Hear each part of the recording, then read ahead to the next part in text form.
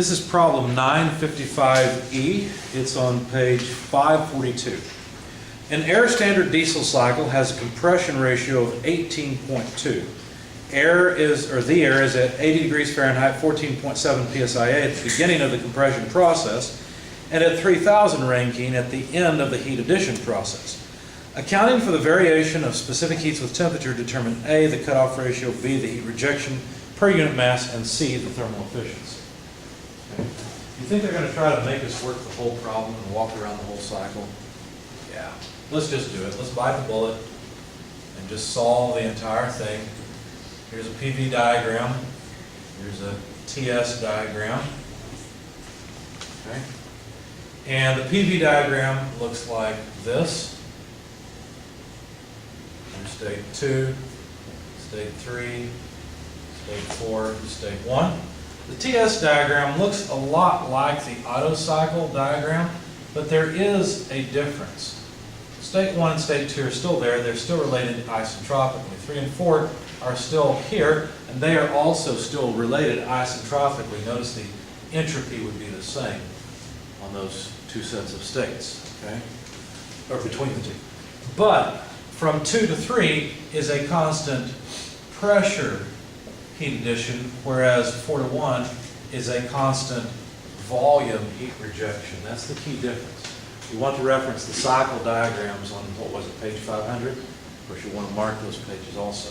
Now, they gave us some information. They told us that at the beginning, well, how did they word it? At the beginning of the compression process, the air was at 80 degrees Fahrenheit, 14.7 psia. Where is that over here? Where's the beginning of compression? Same place at the Otto cycle. So what state was the beginning of compression? I'll give you a hint. Here's heat addition. Here's heat rejection. So what state did you say? 1 to 2. 1 to 2 is compression. So the beginning of compression is state 1. So they just gave us the pressure, 14.7 psia, and the temperature at state 1. Now the temperature is 80 degrees Fahrenheit. I'm going to write that down as 450 Rankine, because hopefully by now you realize when we're dealing with these cycles, absolute temperatures are going to be required. We're going to need it. Okay? 450 or 540? Isn't 80 plus 460, 540? You said one thing and I didn't catch that part. Oh, I'm sorry. It's 540 Rankine. Maybe I said 450. All right. What else did they give us? Well, they said that the end of the heat addition process has a 3000 Rankine temperature. Where would that be? Heat addition occurs from 2 to 3, so the end of heat addition is state 3.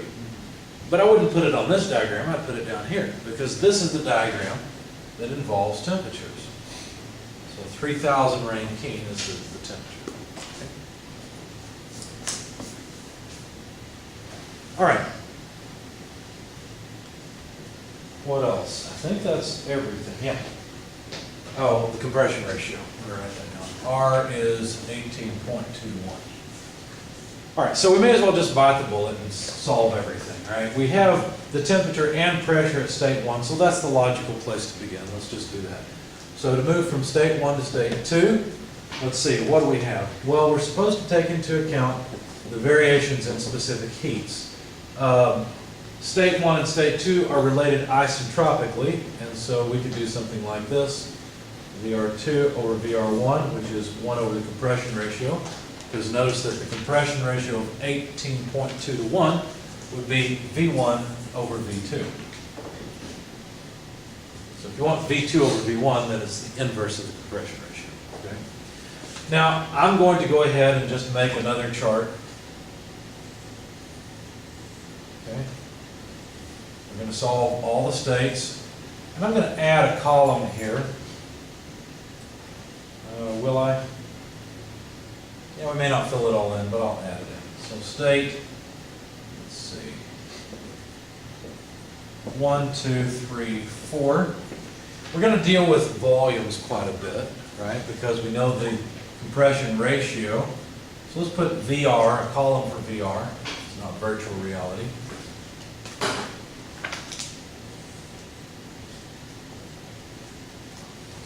Let's have a column for temperature and a column for pressure.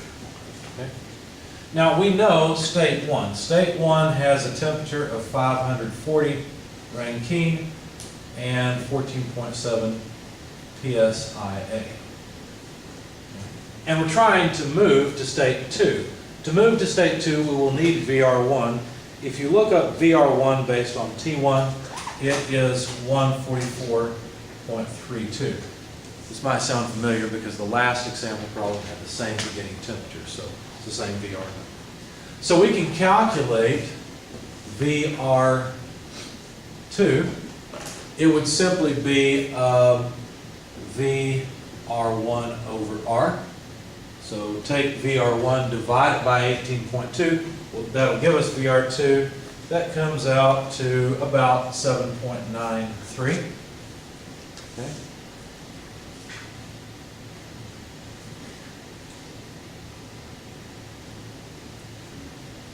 And so now what we'd like to do is get the temperature in state 2. So how do we do that?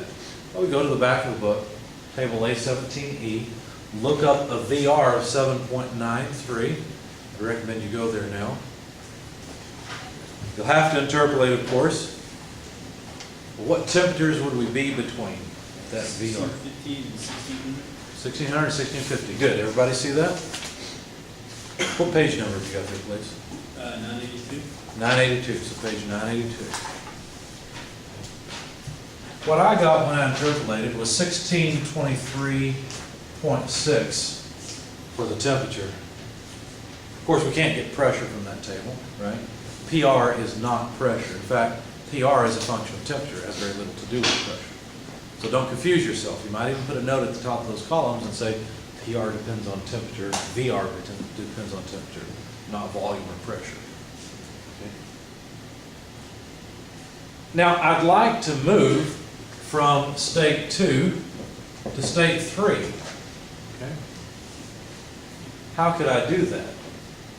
Well, to move from state 2 to state 3, we'll need something about the cutoff ratio, or we'll have to relate the two. We know P2 and P3 are equal. Now, I didn't solve for either of those pressures in my solution, but we can do it. So let's go ahead and do that, and I'll have you help me here. Here's an equation that you'll want to write down that relates both the states in the diesel cycle to each other and the states in the Otto cycle to each other. It relates all of them.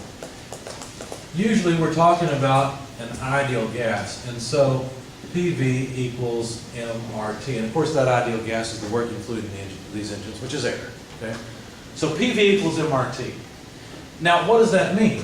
Well, if the mass in the system is constant, because remember we always assume that none of these cylinders open up and let their air come out, they either cool or heat the air. Okay? If that's constant, what does that mean? Well, that means PV over T is just a constant. It's just MR.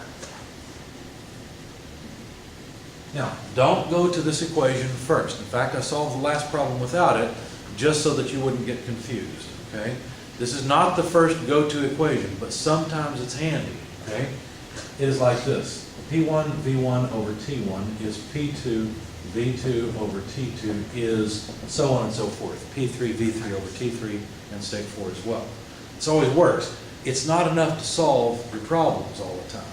Okay? Because notice most of the time you'd say know everything about state 1, but you wouldn't know enough about state 2. Maybe you'd know the temperature or you'd know the pressure. Well, you wouldn't know either one typically. And so you have to do something else to solve a state. For example, I solved for state 2's temperature through an isentropic equation, not through the ideal gas law. Okay? Now, I can use the ideal gas law to solve for the pressure in state 2. Why? I mean, it looks like, I don't know volumes, yes, but V1 and V2 are related by the compression ratio. Okay, so watch this. I want to find the pressure in state 2. If I solve for it from this equation, I would get P1 V1 over T1 multiplied by T2 over V2, right? But V1 over V2 is just the compression ratio. So this is P1 T2 over T1 multiplied by the compression ratio R. Okay? So, help me out here, 14.7 psia multiplied by T2 over T1. We've already got them in Rankine, so that'll be nice. 1623.6 over 540 multiplied by 18.2, the compression ratio. Plug that in your calculator, please, and that will give us the pressure in state 2. 804.4. 804.4, thank you guys. So there's the pressure in state 2. How does that help us? Well, the pressure in state 2 is the same as the pressure in state 3. See why I wanted you to write down that equation next to the diesel cycle? It's very common that we forget it, but it'll help us out. Okay? In fact, solving for state 3 is usually pretty easy. What is the temperature at state 3? 3,000 Rankine. 3,000. Don't forget that was actually given. We can get so caught up in all of this that we forget those things, okay? So we already know the temperature in state 3. Now, we need to get the cutoff ratio, because we just want to solve the whole thing, okay? The cutoff ratio, what is that? Well, the cutoff ratio is the volume where cutoff occurs divided by the volume, the minimum volume, right? Which would be the volume at bottom dead center, which is V2, okay? That's the definition of the cutoff ratio. I always have to think through this. Now, the cutoff ratio volume, at what state do we cut off the flow of fuel? So we stop adding heat? Right at 3, right? That's where we stop adding heat. So that cutoff volume is just V3. So there it is, there's the cutoff volume. Whatever number it is, I don't know, it doesn't matter right now. So we really want V3 over V2. How could we do that? Well, watch this. We know that we can come up with V1 over V2, so let's just add a V1 in there. Okay. All I did was I multiplied by 1, right? But notice that V1 and V4 are actually the same thing. In fact, wait a second. Let's not go that way. Let's not go that way. Let's do something easier than that. We could relate states 2 and 3 with the ideal gas law. P2, V2, bless you, over T2 is P3, V3 over T3, right? But P2 and P3 are the same, so we can cancel them. And so V3 over V2 is just T3 over T2. This is another equation you will want to write down near your cycles, because for the diesel cycle, this is a really handy equation. And here it is. The cutoff ratio is always T3 over T2. Okay? That's something that's really handy to have. So that's for both cycles? No, that is only for the diesel cycle, because it's only in the diesel cycle where P2 and P3 are equal. So you want to put that next to the diesel cycle. Now that ideal gas law relationship between all the states, that's true for both diesel and auto. Okay? So now we can calculate the temperature ratio, 3,000 divided by 16.3.6, and get the cutoff ratio. That number is about 1.85. So I'll just jot it down here as well. The cutoff ratio is 1.85, and we can have our space back. Notice what we've done. We've moved from state 1 to state 2 to state 3, solving everything we can along the way. By the way, could we get VR at state 3? Sure. Right. All we have to do is look up 3,000 Rankine. Let's see, I've got it on my sheet somewhere. 1.18. How much? 1.18. 1.18, thank you. Okay, so we'll get to that here in a moment. Yeah, there it is. Thank you, I got it now. Now, along the way, we should have also been getting things like the internal energy or the enthalpy. I didn't point that out at the time. We'll go back and pick that up later. But notice, what we're really doing is solving all the states. Once we get this information, VR or T, we can go and look up the internal energy or the enthalpy or anything we need, okay? So we'll come back to that and fill that in. We'll expand our table a little bit in just a minute. All right, so the final state, 3 to 4. Should we move from 3 to 4, or should we move from 1 to 4? You can always move from an adjacent state. Now, you can jump across states with that ideal gas law thing I showed you. Sometimes that's convenient. Well, I think we should move from 3 to 4. Why? Because 3 and 4 are related isentropically. So we could write an isentropic equation to relate the two. It would look like this. VR3 over VR4 is equal to V3 over V4.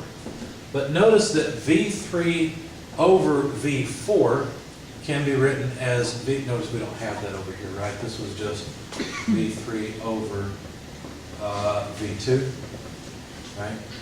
Notice we could write this as V3 over V2 multiplied by V2 over V1, okay? But V1, I'm sorry. There. So this went here, and this went here. I just multiplied by 1. But V4 is the same thing as V1, right? See how those two are the same? And so this is just, let's see, if the compression ratio is 1 over 2, then 2 over 1 is 1 over the compression ratio. And V3 over V2, well, let's see, that's just the cutoff ratio. Do you see? So do you see how VR3 over VR4 is equal to the cutoff ratio divided by the compression ratio? Okay. This is also something that may be handy to have. You might want to jot that down somewhere. But we'll only use this when we're not, or when we're taking into account the variations in specific heat of the air.